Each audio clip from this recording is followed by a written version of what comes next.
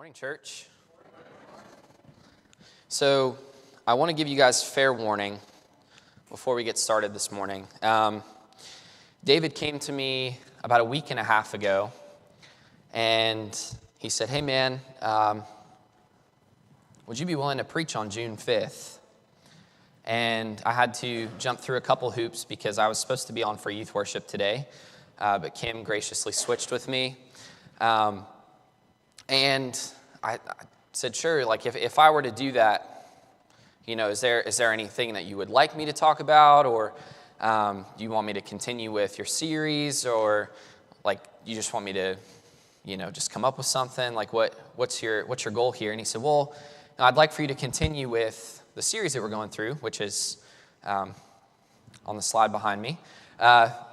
You're invited. He said, I would love for you to continue with that. And I said, great. Again, do you want me to just make something up, or did you have anything in mind? And he said, well, I had a couple topics that I thought you might want to choose from. I said, great, let's hear them. He said, the first would be money. And I said, dude, I don't know if that's the best one for me to talk about. I don't know if I have a really good reign on money. I don't really know if, you know, I'm right at the point where I understand money and what to do with money, so that's probably not the best choice. So what's the other option? He said, well, the other one was sex. I said, all right, let's talk about money. The warning is this. Like I said, I am nowhere near where I need to be with this topic. I spent a lot of time this week looking at my own personal finances and my habits and the things that I've been doing with my money, and it's opened my eyes to a lot. Catherine and I had a lot of conversations this week, and I had to confess a lot to her. I had to apologize for a lot of the habits that I've set up and how we've been spending our money and things of that nature. So understand, this is not coming from someone who is an expert on this subject. This is coming from someone who humbly had to sit at the feet of Jesus and learn this week. Okay, just making that very clear. And I hope that as we work through this together, that you're right there with me, if that makes sense. And if you know a lot more about money than I do, then maybe this will be a refresher for you. But before we dive into the lesson this morning, let's go to God in prayer. God, I love you so much. And God, I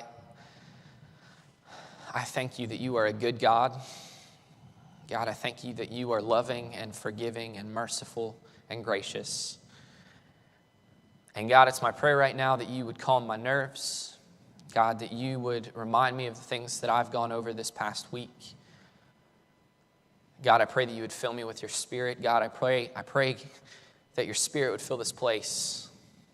God, that you would open all of our ears and hearts and minds to receive your message this morning. God, I ask that you would just move me out of the way so that you can speak. God, help us learn what it means in all things to be content. I love you, and I thank you so much for Jesus, for the hope that we have in him. It's in his name I pray.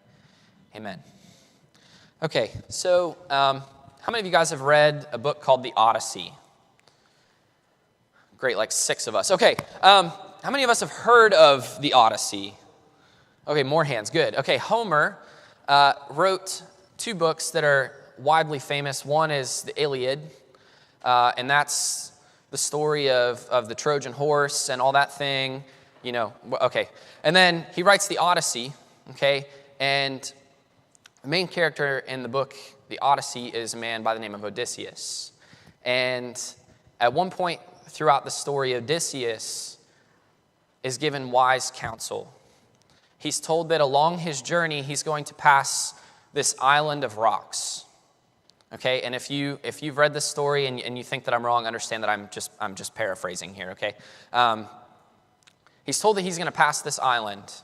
Okay, and as he passes this island, the counsel that he receives is that on this island there are sirens. And not the ones that you would see on an ambulance or a police car. These Sirens are mermaid-type creatures. They would sing, and in their singing, you would be so drawn to the sound of their voice that men would crash into the rocks and their ships would sink.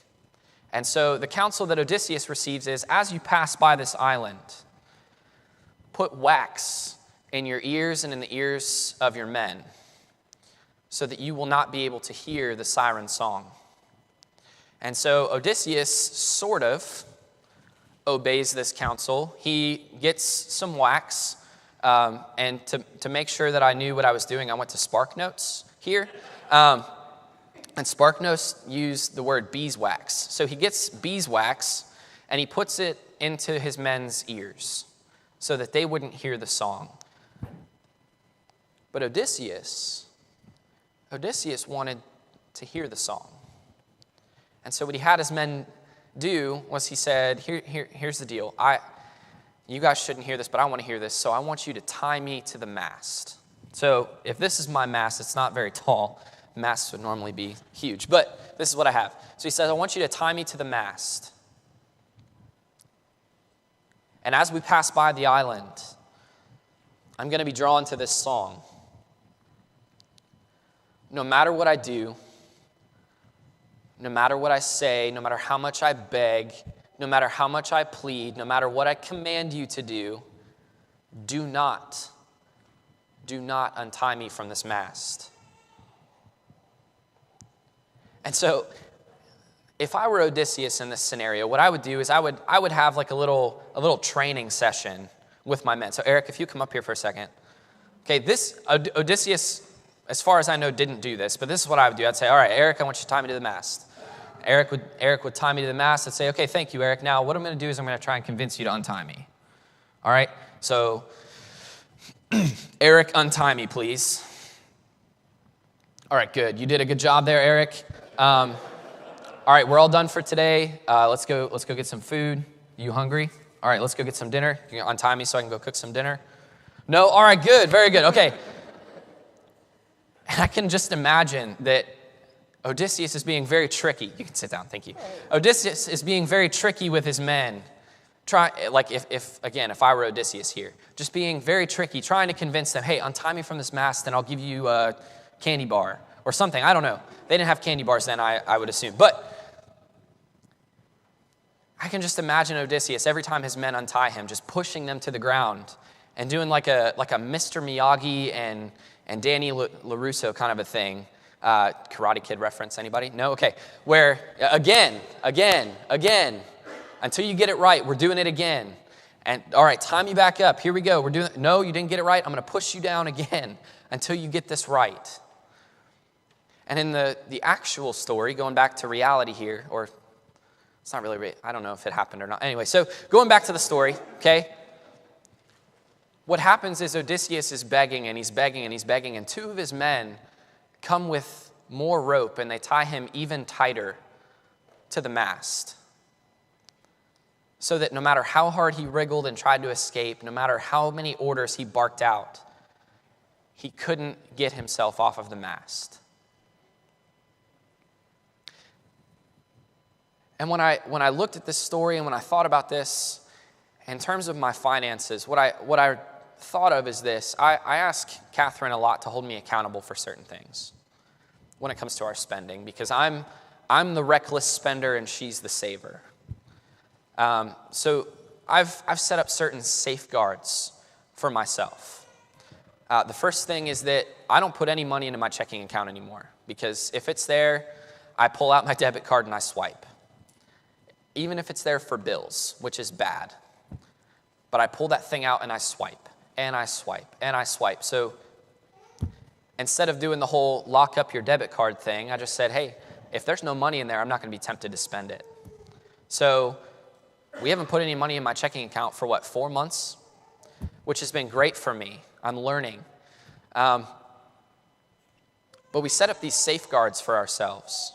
And this happens in all areas of life, okay? The locking up the credit card thing, okay? My credit card bill's way too high. I can't use my credit card anymore. I'm going to lock it up and give someone else the key so that I don't have access to it, right? Or we're trying to lose weight. And so we do the whole, I'm not going to bring junk food into the house because if it's there, I'm going to snack on it while I'm watching TV kind of a thing. Has anyone here ever done that? I don't do that. For me, one thing I did do was I gave up pop for Lent to teach myself some self-control. And so we didn't bring any pop into the house because if it was in the fridge, there was a temptation there for me to drink it, okay? Or soda or whatever people say. And so we set up these safeguards for ourselves. But I look at Odysseus and I think to myself, would it not have been wise for Odysseus, instead of putting himself at risk for one of his men untying him and just steering that boat right into the island and crashing into the rocks, almost certain death for him and his crew, would it not have been wise for him to, instead of thinking that he's setting up a healthy habit, to just veer around and avoid the island altogether? Not that safeguards aren't bad. I think they're good. I think it's good to have someone that can hold you accountable. But I think often we trick ourselves into thinking, okay, this is a good safeguard for me. And we almost play the part of Odysseus and the first mate in that scenario, where, okay, I'm going to set up this safeguard for myself. I'm going to tie myself to the mast. I'm going to make sure that I don't do this. And then I play the part of the first mate and untie myself. And then I beat myself up when I fail. And so these safeguards are good, don't get me wrong, but I think what it comes down to is this. And again, this is my level of wisdom here, and I'm nowhere near where some of you are, but this is what I've come to understand in talking with people that know what they're talking about when it comes to money. In me, there are two selves. There is my present self,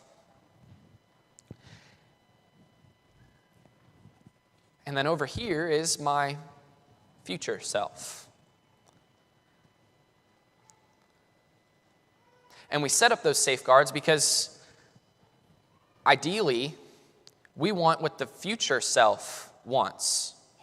Present self over here, which is where I'm at right now, present self says, I have $36 in my account. That money needs to be gone by tomorrow. So I'm going to go and spend it however I want to because it's in my account and I want to spend it. Future self would say, but do you really need to spend that money? You see, because if you don't need to spend that money, you also have what's that thing called? A savings account? I'm learning what that is too. It's pretty sweet, guys. You should check it out. If you're not going to spend that $36, if you have a phone that does really cool things, a smartphone, you can just transfer that money over to your savings account and not have to go to a bank, not have to do anything like that. It's super sweet. I'm still learning, but this is awesome. Okay? And future self is saying, hey, you need to save that money. If you don't need to spend it on anything, save it. And that becomes so hard. And Nassau Williams Sr., okay, NW Sr., he was in the late 18th century, early 19th century. He's an economist, okay, and he writes this, or he says this: to abstain from the enjoyment which is in our power, or to seek distant rather than immediate results, are among the most painful exertions of the human will. I'll read that again. To abstain from the enjoyment which is in our power, or to seek distant, okay, future self, to seek distant rather than immediate, present self, results, are among the most painful exertions of the human will.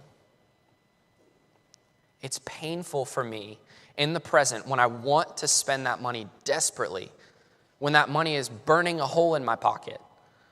It's painful for me to consider, okay, don't spend that right now. Save it for something in the future. And maybe that's not the same for you guys, but this quote is me. Okay? It is so tough for me to hit the transfer button on my phone when I've set up that transfer into my savings account. Because I think, man, I would really, really like to spend this money right now. And I hear that tiny voice in the back of my head just yelling, don't do it. Don't do it. You're better than that. You don't need it. And so I think, and again, this is just me thinking here, it's necessary for us to think about avoiding the risks that we set up. Okay? Just like the masked situation with Odysseus. The masked situation with Odysseus. Instead of putting ourselves in the situation for risk, we need to just avoid those situations altogether at times. At times it's good to have those safeguards, but at other times when we think we're setting up healthy habits, we're just setting ourselves up for failure, and then we beat ourselves up about it. Okay? So if you would open up to Proverbs chapter 21. This is going to be like our main thought. Tim read it for us just a moment ago. Proverbs chapter 21. Starting in verse 17.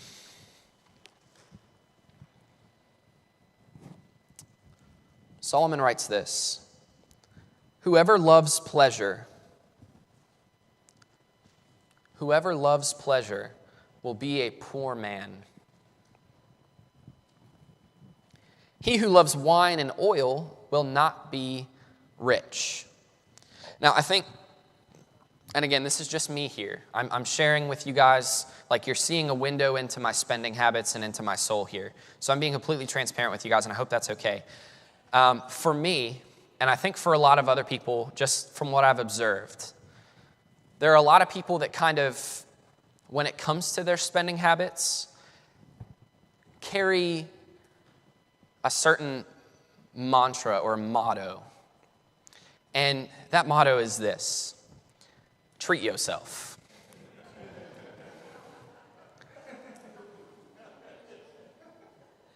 Okay?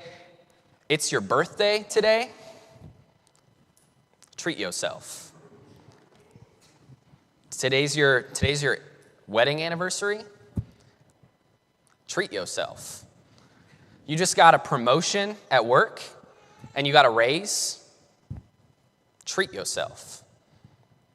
Okay? And we have these really, really good moments, okay, that at times, yeah, absolutely. Like, it's your honeymoon, okay?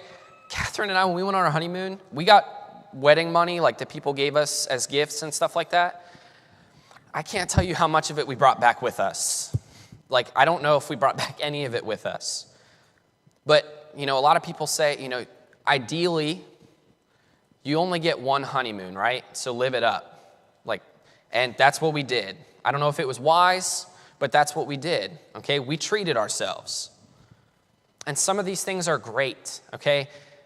Taking your wife out for her birthday, like treating your wife to something like that, or her taking you out, or your husband, or whatever, that's great, okay? Those moments are good, and for your anniversary especially, go big or go home, like that's good stuff. But I think we often take this mantra into other areas of our lives. For example, you'd rather watch the Cavs play in the NBA Finals on a 60-inch rather than on a 32-inch. Treat yourself. Right? Or, it's been 2 years since my last new car. Treat yourself. Okay? Or, you just bought the iPhone 5, but in a month, they come out with the iPhone 6. Treat yourself. Okay? Or, it's Tuesday. Treat yourself. Okay? And we do this. Okay? And we carry this mantra, and it's dangerous. It's very dangerous. I carry this mantra, and it's dangerous. Because while those little things, like birthdays and anniversaries, while those are very important, and while sometimes it's okay to go above the bar and to do that outstanding thing for your loved ones, if we carry that into other areas of our lives when it comes to money, that's very, very dangerous. And I think that Solomon points this out. Zach, if you go back to the text again, in Proverbs 21, he says that whoever loves pleasure will be what? A poor man. Whoever carries the mantra, treat yourself, is going to be a poor man. Whoever loves wine and oil will not be rich. Solomon hits the nail on the head here when he's talking about us going big when it comes to financial things. Okay? I can watch the Cavs on a 32-inch. I don't need that 60-inch. Would it be nice to be able to see high-def clarity and to see the sweat drops coming down LeBron's face and it looks so real, it looks like he's standing in my living room? It might be cool, it might also be gross, but I don't need it, right? But it's the people that constantly seek after those things, the next big thing. I want the newest phone. I want the newest TV. I want the newest model of car that's on the market. And the people that submit to that, Solomon says, you're never going to be rich. You're going to be poor. And so as I was thinking about this and as I was reading over this and thinking about my spending habits, I like to buy new shoes. And I'm not talking about, going to Walmart or Payless. I'm talking about I like Nike shoes. Okay? Very few shoes that I own are not Nike. The problem with Nike shoes is they're expensive. Okay? I like brand name groceries. Okay, I struggle with buying like great value items. I don't know if it's because I think it's going to be lesser quality. Guys, someone told me it's the same stuff. It's just cheaper. Okay, but I for whatever reason, I would prefer Quaker oatmeal over great value oatmeal and spend the extra 50 cents on it. That's just me. And it's not healthy. But I think I need to learn a little bit more about what this word means. That word is contentment.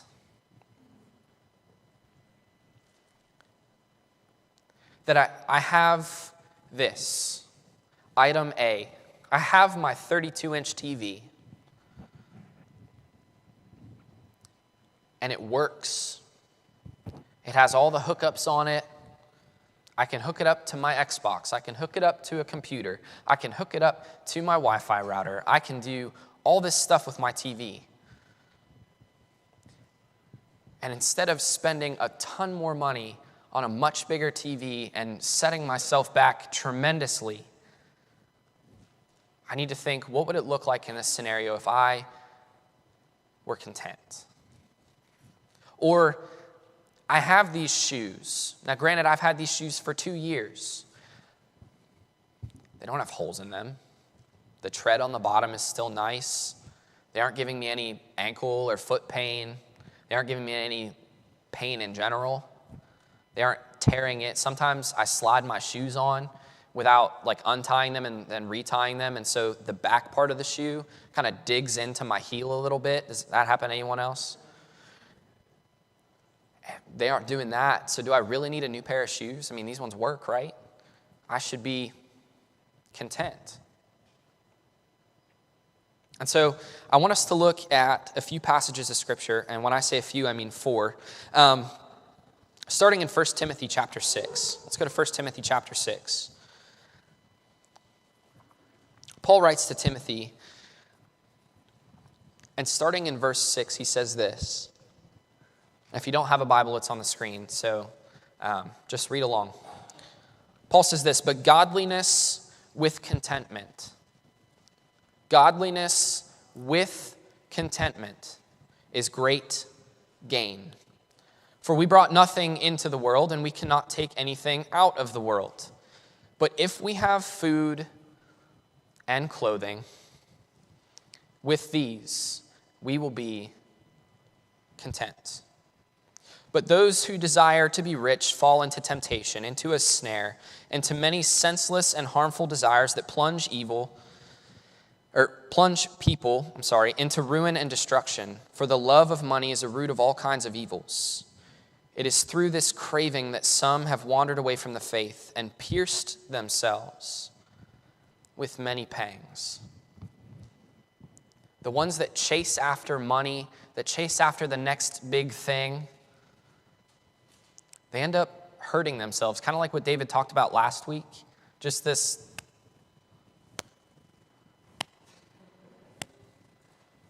and it gets old real quick. But this is what we do. And yet, Paul, up at the beginning of the passage, says that godliness with contentment is great gain. We have food. We have clothing. And with these, we will be content. Go to Hebrews chapter 13. Hebrews chapter 13, verse 5. Says this, keep your life free from the love of money and be content with what you have. For he has said, I will never leave you nor forsake you. Be content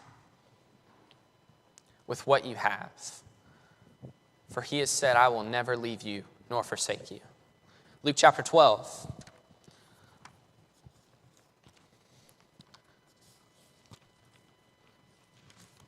I'm hearing some pages. That's good. I don't know if I've lost you guys and you're sleeping, but okay. Starting in verse 15, Jesus is talking with this crowd, and a guy says, tell my brother to divide the inheritance with me. And he says, man, who made me a judge or arbiter over you? Verse 15, he said to them, take care and be on guard against all covetousness, for one's life does not consist in the abundance of his possessions.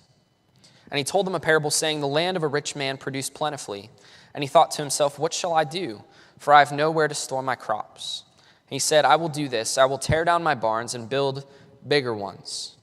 And there I will store all my grain and my goods. And I will say to my soul, soul, I love that. Soul, you have ample goods laid up for many years. Relax, eat, drink, and be merry.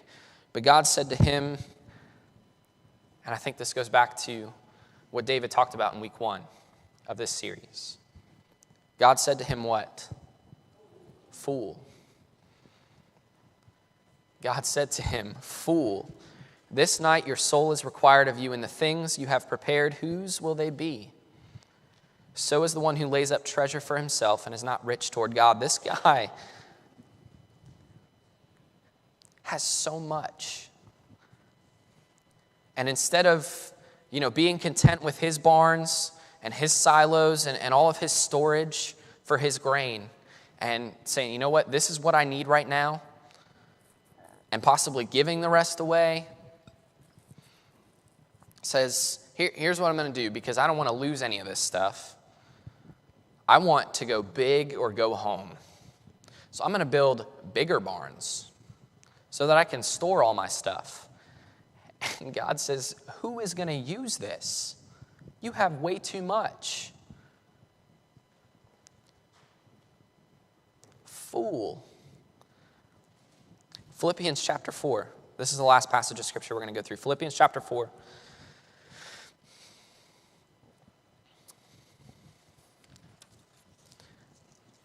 I love this passage because in this passage is one of the most, let me rephrase this, is one of the verses that is taken out of context the most of any that I've ever seen. The first one I think is Jeremiah 29:11. We quote that all the time, but I don't know if any of us has ever been in Babylonian captivity before. I haven't. But in this passage in Philippians 4, starting in verse 10, is another one that I think a lot of us have taken out of context. It's good, I think, to understand that with God all things are possible, and that with God we can do anything. I think that's great. But I think it's important for us to see why Paul is saying that in this passage. He starts in verse 10, and he says this, I rejoiced in the Lord greatly that now at length you have revived your concern for me. You were indeed concerned for me, but you had no opportunity. Not that I am speaking of being in need, for I have learned in whatever situation I am to be content. I know how to be brought low, and I know how to abound. In any and every circumstance, I have learned the secret of facing plenty and hunger, abundance and need.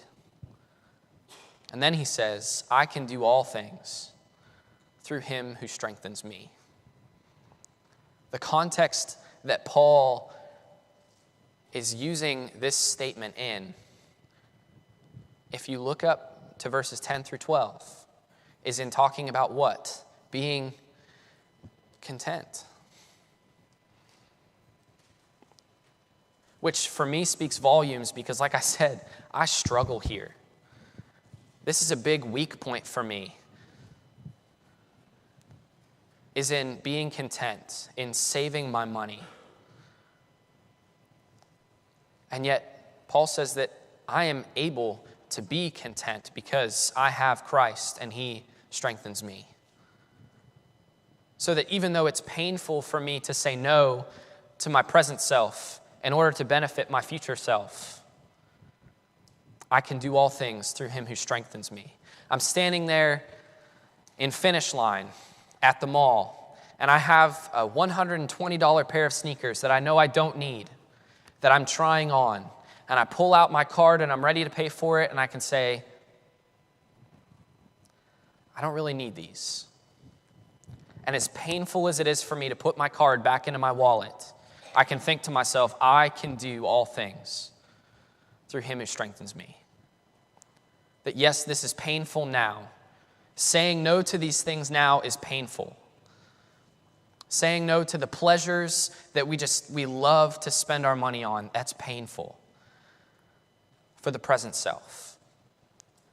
But the future self is going to be looking at you going, yes, yes, good. Thank you for putting your card away. Thank you for not making that purchase. And when we don't do those things, I can just imagine the future self going, hey, dude, why did you do that? Why did you swipe your card there? Why did you blow all of your hard-earned savings on that? Why did you take out another loan for another car and just tack it onto the first one when the car that you had worked beautifully? Why would you do that?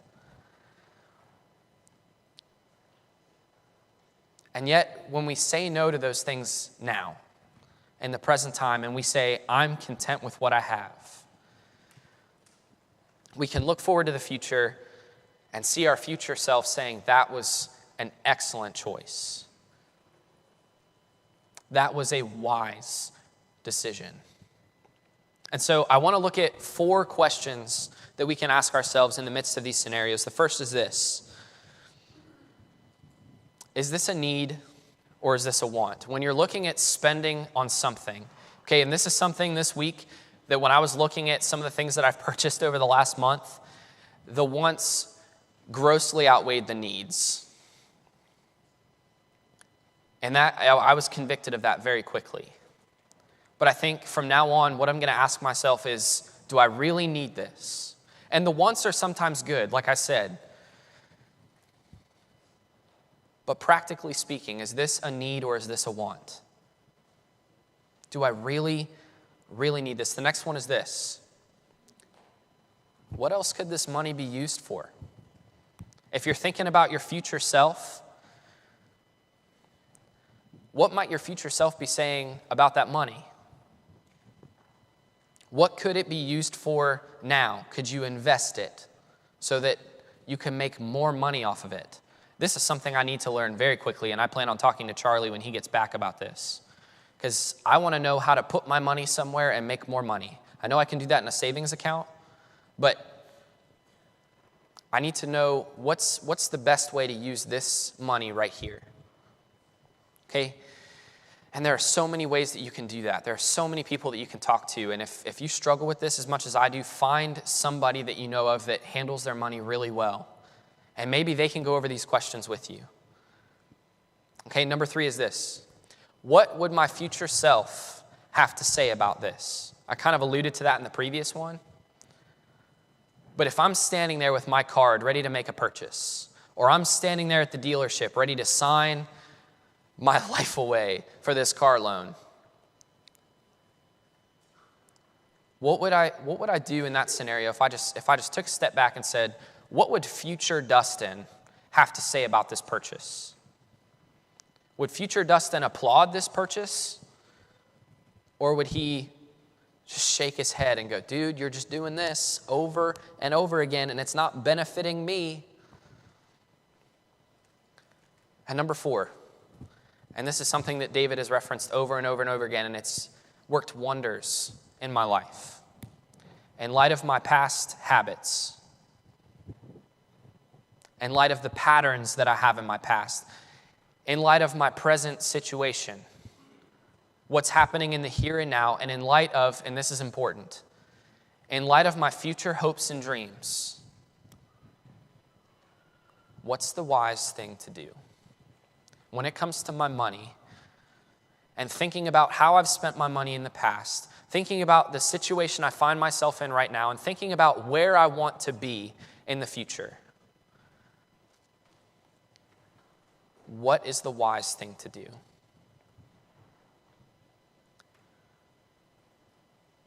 And so David's kind of done this a lot, and I'm going to try this with you guys, and I hope that it sticks. So if you want to write this down, or even if you want to pretend that you're writing it down just to save my feelings, I would appreciate that. But I really hope that you guys like this, okay? And this has helped me this past week as I'm thinking about this. When it comes to contentment, when it comes to looking towards the future, and when it comes to using my money wisely, okay? Think about it this way, okay? Rich people stay rich by living like they're broke. Broke people stay broke by living like they're rich. Does that make sense?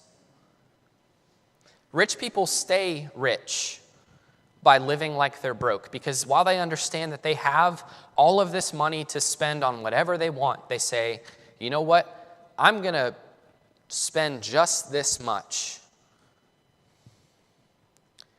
And I'm going to discipline myself like crazy right now so that in the future me has no worries. Future me has no debts, because I'm going to take this little bit and I'm going to live off it. And then this stuff I'm going to save. I'm going to pay off debts. I'm going to do all this stuff. And then in the future, I'm better off. Because right now I'm going to live like I'm strapped. Right now I'm going to live like I'm broke. So that in the future, I can be rich. Broke people, on the other hand, myself in this category, we stay broke by living like we are rich, by going for that big new TV, by going for that brand new car, by going for that brand new phone.